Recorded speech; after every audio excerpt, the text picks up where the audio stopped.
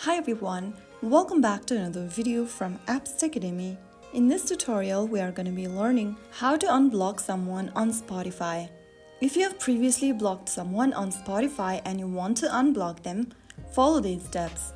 First of all, launch the Spotify app open on your mobile or desktop and make sure you are logged into your account. After you're inside this homepage, go ahead and tap on your profile picture at the top left. Now, from the menu, click on Settings and Privacy.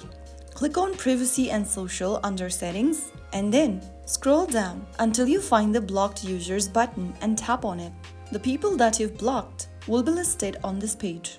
Go to their profile name and tap on the Unblock button right next to their name and click on Yes in the pop-up. And right after you do that, you will be able to unblock the contact from your Spotify account.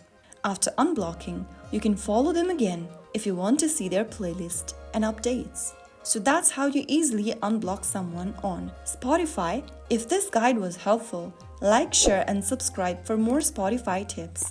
Enjoy your music with no restrictions till then.